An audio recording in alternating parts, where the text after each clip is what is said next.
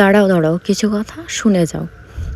এই যে আমি এখন কাজ করছি বা কাজ দেখাচ্ছি, অনেকের মনে হবে আমি কাজ দেখাচ্ছি, তো তাদের ক্ষেত্রেও কিছু কথা বলছি, মানে বলবো, আর আমি নর্মালিও কিছু কথা বলবো।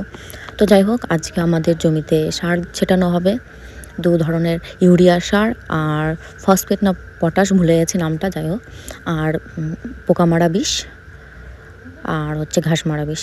তো আগাছা পরিষ্কার হবে, মানে ধান নিড়ানি যাকে বলে, ধানের ভিতরে যে ঘাসগুলো হয় ওগুলো বাছা হবে, আর হচ্ছে সার ছেটানো হবে, আর সেটা আমি আর মা ছেটাবো। সেই জন্য এদিকে মাপাঝোপা হচ্ছে যে কোন জমিতে কতটুকু দেবো, সে যেহেতু আইডিয়া করে দিতে হয়। তো যাই হোক, এখানে এসে অনেকে কমেন্ট করবে যে আমি নাকি কাজ দেখানোর জন্য ভিডিওটা করি, হ্যাঁ, বা ভিডিওর জন্য কাজ করি।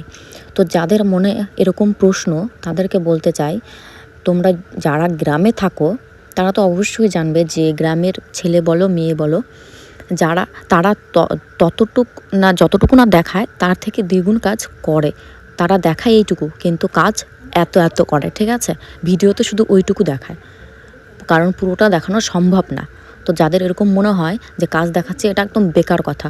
যারা জানো না তারা এগুলো কথা বলো না। যারা গ্রামের মানুষ তারা অবশ্যই জানবে যে আমি সত্যি বলছি না মিথ্যে বলছি। আর এখানে এসে অনেকে কমেন্ট করে, আমি যখন নর্মালি ড্রেস পরে ভিডিও করি বা শাড়ি পরে বা জিন্স টপ পরে, সেখানে এসে অনেকে কমেন্ট করে বাজে মেয়ে, এই সেই, ফালতু ভিডিও, ঠিক আছে, কোনো লজ্জা শরম নেই।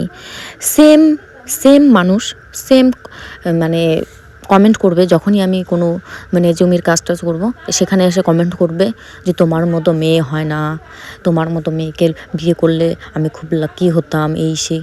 কেন ভাই, একটাই মানুষ, দু ধরনের কথা আসবে কেন মুখ থেকে? এরকম কেন? এটা ঠিক না, ঠিক আছে? যখন যেরকম তখন সেরকম, সব সময় কাজটা দেখাতে পারি না, আর সব সময় রিলস করে দেখাতে পারি না। যখন যেটা পাই তখন সেটা করি, কারণ আমরা গ্রামের, আমাদের শুধু ভিডিও নিয়ে পড়ে থাকলে হবে না, আমাদের কাজ করে খেতে হবে। ভিডিও করব, কবে ভিউজ হবে, কবে টাকা পাবো, সেই আশায় থাকি না আমরা। আমাদের বাড়ির কাজ করতে হয়, নর্মালি আমরা বসে থাকি না। তো না জেনে তোমরা উল্টাপাল্টা কমেন্ট করো না, ঠিক আছে? খুব খারাপ লাগে। তো যাই হোক, আর একটা 1 বিঘা জমিতে দেওয়া হয়ে গেছে, আর একটা বাকি ছিল 1.5 বিঘা। তো সেইখানে এসে দেখি অনেকটাই জল ছিল জমিতে। তো মা বললো দাঁড়া জলটা বের করে দেই, তারপরে সার দেবো, কারণ অনেক জলের মধ্যে নাকি সার দিতে হয় না। তো মা জলটা বের করে দিচ্ছিল, আর সেখানে আমি 1 ঘন্টার মতো, 1 ঘন্টা 45 মিনিটের মতো বসেছিলাম। তো সেখানে আমি 2-3টা রিলস বানিয়েছি। যেহেতু সবাই এখন ভিডিও করছে তোমার হচ্ছে কি আবির টাবির দিয়ে, তো আমি যেহেতু মাঠে বসে আছি, তাই ভাবলাম মাঠে বসে একটু করে নিই।